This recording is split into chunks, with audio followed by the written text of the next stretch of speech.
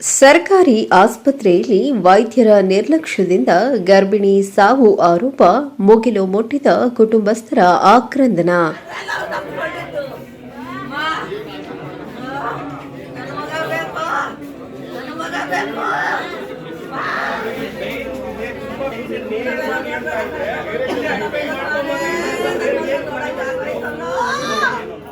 ತುಂಬು ಗರ್ಭಿಣಿ ಸುಷ್ಮಾ ಮಹೇಶ್ ವೈದ್ಯರ ನಿರ್ಲಕ್ಷ್ಯದಿಂದಾಗಿ ಸಾವನ್ನಪ್ಪಿರುವ ಘಟನೆ ದೊಡ್ಡಬಳ್ಳಾಪುರ ಸಾರ್ವಜನಿಕ ಆಸ್ಪತ್ರೆಯಲ್ಲಿ ಸಂಭವಿಸಿದೆ. ಸಾರ್ವಜನಿಕ ಆಸ್ಪತ್ರೆಯ ವೈದ್ಯರ ನಿರ್ಲಕ್ಷ್ಯದಿಂದಾಗಿ ಗರ್ಭಿಣಿ ಸುಷ್ಮಾ ಮಹೇಶ್ ಸಾವನ್ನಪ್ಪಿದ್ದಾರೆ ಎಂದು ಕುಟುಂಬಸ್ಥರು ಆರೋಪಿಸಿದ್ದಾರೆ. ಇನ್ನೇನು ಮನೆಗೆ ಹೊಸ ಅತಿಥಿ ಬರುತ್ತಿದ್ದಾರೆ ಎಂದು ಕಾಯುತ್ತಿದ್ದ ಕುಟುಂಬಸ್ಥರು ತಾಯಿ ಮಗು ಇಬ್ಬರನ್ನೂ ಕಳೆದುಕೊಂಡಿದ್ದಾರೆ. ಕುಟುಂಬಸ್ಥರ ಆಕ್ರಂದನ ಮುಗಿಲು ಮುಟ್ಟಿದ್ದು ಆಸ್ಪತ್ರೆ ವೈದ್ಯರಿಗೆ ಇಡೀ ಶಾಪ ಹಾಕುತ್ತಿದ್ದಾರೆ. ನಿನ್ನೆ ಆಸ್ಪತ್ರೆಗೆ ಬಂದಿದ್ದ ಸುಷ್ಮಾ ಮಹೇಶ್ರನ್ನ ಕೇವಲ ಒಂದು ಬಿಪಿ ಮಾತ್ರೆ ಕೊಟ್ಟು ಏನೂ ಆಗುವುದಿಲ್ಲ, ಮನೆಗೆ ಹೋಗಿ ಎಂದು ಹೇಳಿ ಕಳುಹಿಸಿದ್ದರು. ನನಗೆ ನೋವು ತಡೆಯಲಾಗುತ್ತಿಲ್ಲ, ನನ್ನನ್ನು ಅಡ್ಮಿಟ್ ಮಾಡಿಕೊಳ್ಳಿ ಎಂದು ಬೇಡಿಕೊಂಡಿದ್ದರು. ವೈದ್ಯರು ಏನೂ ಆಗುವುದಿಲ್ಲ, ನೋವು ತಡೆಯಬೇಕು ಎಂದು ಹೇಳಿ ಕಳುಹಿಸಿದ್ದರು. ಇಂದು ಮುಂಜಾನೆ ಸಮಯದಲ್ಲಿ ನೋವು ತಾಳಲಾರದೆ ಸುಷ್ಮಾರನ್ನು ಕುಟುಂಬಸ್ಥರು ಆಸ್ಪತ್ರೆಗೆ ಕರೆತಂದಾಗ ಯಾವುದೇ ವೈದ್ಯರು ಇರಲಿಲ್ಲ. ಸರಿಯಾದ ಚಿಕಿತ್ಸೆ ನೀಡಿದ್ದರೆ ಸುಷ್ಮಾ ಹಾಗೂ ಮಗು ಜೀವಂತವಾಗಿರುತ್ತಿತ್ತು ಎಂದು ಕುಟುಂಬಸ್ಥರು ಆರೋಪಿಸಿದ್ದಾರೆ. ಮಗಳನ್ನ ಅಡ್ಮಿಟ್ ಮಾಡ್ಕೊಳ್ಳಿ, ಏನಾದರೂ ಉಳಿಸಿ ಅಂದರೆ ಅವರು ಇಲ್ಲ, ಇದು ಕಾಮನ್ ಅಮ್ಮ, ತಡ್ಕೊಬೇಕು ಅಂದ್ಬಿಟ್ಟು ಬಲಂತ ಮಾಡಿ ಕಳಿಸಿದ್ದಾರೆ ಮನೆಗೆ. ಇಲ್ಲೇ ಅಡ್ಮಿಟ್ ಮಾಡಿಕೊಂಡು ಸಿಸರಿಂಗ್ ಏನಾದರೂ ಮಾಡಿದರೆ 2 ಜೀವ ಉಳಿಯೋದು. ಈಗ ಅವ್ರಿಗೆ ಯಾರು ಗತಿ ಏನು ಸರ್? ನೆಗ್ಲೆಕ್ಟು. ಈ ಡಾಕ್ಟ್ರುಗಳು ಏನಂತಾರೆ, ಇಲ್ಲಿ ಬಂದರೆ ರೆಸ್ಪಾನ್ಸೇ ಮಾಡಲ್ಲ. ಇದುವರೆಗೂ ಯಾವ ಡಾಕ್ಟ್ರು ಇಲ್ಲ. ಹೆಂಗೆ ಸರ್ ಬಡವ್ರ ಬಗ್ಗರು? ಹುಡುಗಿ ಸತ್ತಿರೋ ಹೆಸರು ಸುಷ್ಮಿತಾ ಅಂತ ಸರ್. ಎಷ್ಟು ವರ್ಷ? 24 ವರ್ಷ. ಈಗ ಏನು ಗಂಡ ಹೆಸರು ಮಹೇಶ್ ಅಂತ ಸರ್. ಅವ್ರು ಪ್ರೈವೇಟ್ ಕಂಪ್ನಿಲಿ ಎಂಪ್ಲಾಯ್ ಸರ್. ಮತ್ತೆ ಲಂಚ ಆದರೆ ಎಲ್ಲ ನಡೀತದೆ ಸರ್. ನಿನಗೆ ಎಂಥ ಆಪ್ರೇಷನ್ ಬೇಕು, ಎಂಥ ಟ್ರೀಟ್ಮೆಂಟ್ ಎಲ್ಲ ಸಿಗುತ್ತೆ. ಅದು ಬಿಟ್ಟು ನೀನು ಸುಮ್ಮನೆ ನೀನು ಸತ್ತೋಗ್ತೀಯಪ್ಪ ಮಾತಾಡ್ಸಲ್ಲ.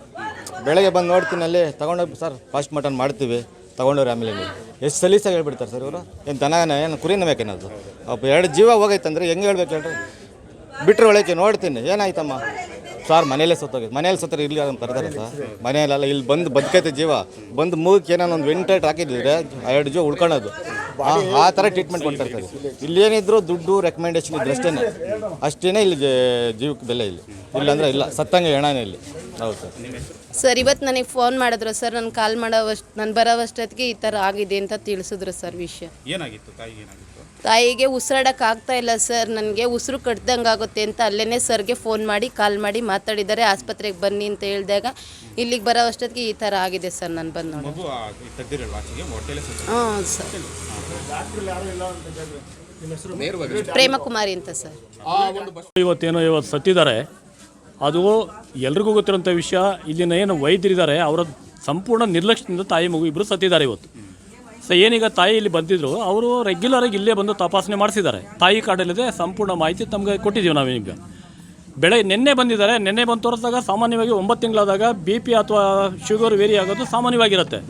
ನಿನ್ನೆ ತಾಯಿ ಮತ್ತು ಮಗು ಇಬ್ಬರು ಕರ್ಕೊಂಬಂದು ತೋರಿಸಿದಾಗ ಆ ಡಾಕ್ಟ್ರು ಒಂದು ಟ್ಯಾಬ್ಲೆಟ್ ಕೊಟ್ಟು, ಏನು ಸಮಸ್ಯೆ ಅಲ್ಲಮ್ಮ, ನೀವು ಹೋಗಿ ನಾಳೆ ಬನ್ನಿ, ಅಥವಾ ಅಲ್ಲ ನಮ್ಮ ಮಗಳು ತಡ್ಕೊಳಕ್ಕಾಗ್ತಾ ಇಲ್ಲ, ಇಲ್ಲಿ ಅಡ್ಮಿಟ್ ಮಾಡ್ಕೊಂಬಿಡಿ ಅಂತ ಕೇಳಿದ್ದಾರೆ ಅವರು. ಅದನ್ನು ಕೇಳಿದಾಗ ಇಲ್ಲ ಗುರುವಾರ ಬನ್ನಿ, ಗುರುವಾರ ಡಾಕ್ಟರ್ ಹತ್ರ ಮಾತಾಡ್ಬಿಟ್ಟು ಆಮೇಲೆ ತೀರ್ಮಾನ ತೊಗೋತೀವಿ ಅಂತ ಹೇಳಿದ್ದಾರೆ. ನಿನ್ನೆ ಅಟ್ಲೀಸ್ಟ್ ಇವಾಗ ತಾಯಿಗೆ ಗೊತ್ತಾಗೋದಿಲ್ಲ. ಅವ್ರು ಅಮಾಯಕರು, ರೈತರು. ನಾವು ಇಲ್ಲಿ ಬರೋಂಥರಲ್ಲ ಸಾಮಾನ್ಯವಾಗಿ ಆರ್ಥಿಕವಾಗಿ ಭಾಳ ಹಿಂದುಳಿದಂಥ ಜನ, ಆಮೇಲೆ ಸಾಮಾನ್ಯ ಹರಿಜನರು, ಮತ್ತೊಬ್ಬರು ಮುಸ್ಲಿಮರು, ಯಾರು ಸಮಾಜದಲ್ಲಿ ಕಟ್ಟ ಕಡೆ ಇರ್ತಾರೋ ಅವರೇ ಇಲ್ಲಿ ಬರೋಂಥ ಜನ. ಅವರಿಗೆ ಯಾವುದೇ ನಾಲೆಡ್ಜ್ ಇರೋದಿಲ್ಲ ಈ ಹೆರಿಗೆ ಬಗ್ಗೆ. ಅದನ್ನು ತೀರ್ಮಾನ ತೊಗೊಳ್ಳೋಂಥದ್ದು ಡಾಕ್ಟ್ರ್ ತೊಗೋಬೇಕಾಗಿತ್ತು, ಡಾಕ್ಟ್ರೇ ಹೇಳಬೇಕಾಗಿತ್ತು. ನಿನ್ನೆ ನಮ್ಮೆಲ್ಲರ ಪ್ರಕಾರ, ತಾಯಿ ಹೇಳೋ ಪ್ರಕಾರ ಇವತ್ತು ನಿನ್ನೆ ಏನಾದರೂ ಇಲ್ಲಿ ಆ ಹೆಣ್ಣು ಮಗಳನ್ನು ಅಡ್ಮಿಟ್ ಮಾಡ್ಕೊಂಡಿದ್ದಿದ್ರೆ ಇವತ್ತು 2 ಜೀವ ಉಳಿತಾ ಇತ್ತು. ಮುಂದಿನ ಏನೇ ಆಗ್ಬೋದು, ನಾವೇನೆಲ್ಲ ಪ್ರಯತ್ನ ಪಡ್ಬೋದು. ಆದರೆ ಏನಿವತ್ತು 2 ಜೀವ ಹೋಗಿದೆ, ಆ ಜೀವನ ತಡ್ಕೊಳಕ್ಕಾಗತ್ತಾ? ಇದಕ್ಕೆ ಯಾರು ಕಾರಣ? ಜಿಲ್ಲಾ ವೈದ್ಯಾಧಿಕಾರಿಗಳ DHOನೋ ಅಥವಾ ತಾಲೂಕು ವೈದ್ಯಾಧಿಕಾರಿಗಳ THOನೋ ಅಥವಾ ಇಲ್ಲಿನ ಅಧಿಕಾರಿಗಳ? ನಮ್ಮ ಬರೋಬ್ಬರ ಹಾಸ್ಪಿಟಲ್ ಅಡ್ಮಿಟ್ ಆಗಿದ್ರು. ನಾನು ಬಂದಿದ್ದೆ ಸುಮ್ಮನೆ ನೋಡ್ಕೊಂಡು ಹೋಗೋಣ ಅಂತ ಹೇಳ್ಬಿಟ್ಟು. ಇಲ್ಲೇನು ಸ್ಟಾಫು ಡಾಕ್ಟ್ರದ್ದು ಏನು ಪರಿಸ್ಥಿತಿ ಅಂತ ಕಣ್ಣೇ ನೋಡ್ಕೊಂಡು ಹೋಗಿದ್ದೀನಿ. ಇವತ್ತು ಇಲ್ಲಿ ಕಣ್ಣೇ ನೋಡ್ತಾ ಇದ್ದೀನಿ. ಡಾಕ್ಟ್ರಲ್ಲಿನ ಇದುವರೆಗೂ ಯಾರೂ ಇಲ್ಲ, ಪ್ರಾಣ ಬಿಟ್ಟೈತೆ, ಇದುವರೆಗೂ ಯಾರಿಲ್ಲ. ಆ ಅಮ್ಮ ಪಾಪ ಏನೋ ನರ್ಸು ಅನ್ನಿಸ್ತದೆ, ನರ್ಸು ಅಲ್ಲ ಮಾಮೂಲಿ ಅವರೇ ಅನ್ನಿಸ್ತದೆ. ಆ ಅಮ್ಮ ಬಂದಿಲ್ಲಿ ಮಾತಾಡ್ತೈತೆ. ಇದುವರೆಗೂ ಡಾಕ್ಟ್ರುಗಳು ಸ್ಟಾಫು ಇದಕ್ಕೆ ಸಂಬಂಧಪಟ್ಟವ್ರು ಯಾರೂ ಇಲ್ಲ. ದಯವಿಟ್ಟು ಇಲ್ಲಿ ಇದಕ್ಕೆ ಸಂಬಂಧಪಟ್ಟ ಅಧಿಕಾರಿಗಳು ಈ ನಮ್ಮ ತಾಲೂಕು MLA ಸಮೇತದಲ್ಲಿ ಬರೋಕಂಟ ಈ ಬಾಡಿನ ಸೈಡ್ಗೆ ಎತ್ಸಲ್ಲ. ಈ ಇಡೀ ರಾಜ್ಯದಲ್ಲಿದೆ ಈ ಸಮಸ್ಯೆ ಎಲ್ಲೂ ಬರಬಾರ್ದು. ದಯವಿಟ್ಟು ಇದಕ್ಕೊಂದು ತೃಪ್ತಿಪಡಿಸಲೇಬೇಕು. ಇವತ್ತು ಈ ಬಾಡಿನ ಎತ್ಸಲ್ಲ, ಏನೇ ಆಗಲಿ ಇವತ್ತು ಇಲ್ಲೇ ಇರುತ್ತೆ.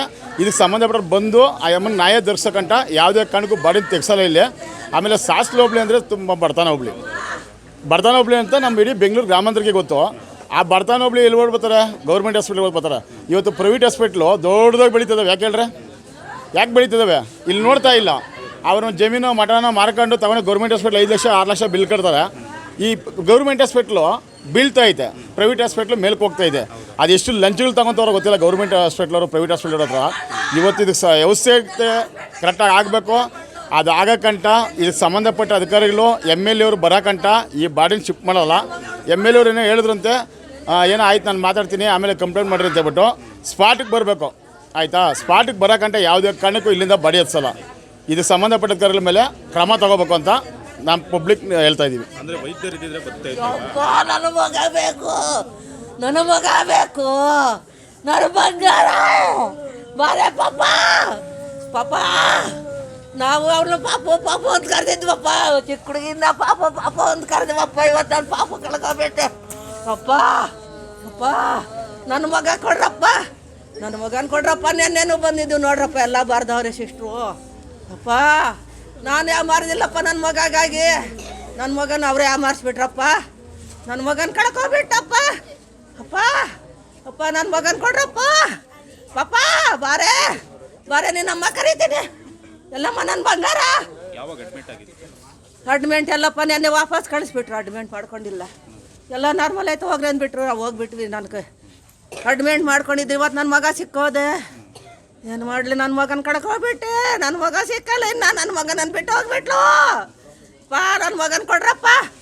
ಅಪ್ಪ ಏನು ಹೇಳಿದ್ರು ಡಾಕ್ಟರ್? ಏನು ಹೇಳಿದ್ರು? ಯಾವಾಗ ಸಮಯ? ಇವಾಗ ಏನು ಹೇಳ್ತಾರೆ? ಒಳಗೆ ಕರ್ಕೊಂಡ್ರು, ಎಲ್ಲ ಪೈಪ್ಗಳು ಅದು ಯಾವ ಥರ ಜೋಡಿಸಿದ್ರು, ನಿಲ್ಸ್ಕೊಂಡ್ರು. ನಾನು ಒಳಗೆ ಹೋಗಕ್ಕೆ ಬಿಡಲಿಲ್ಲ.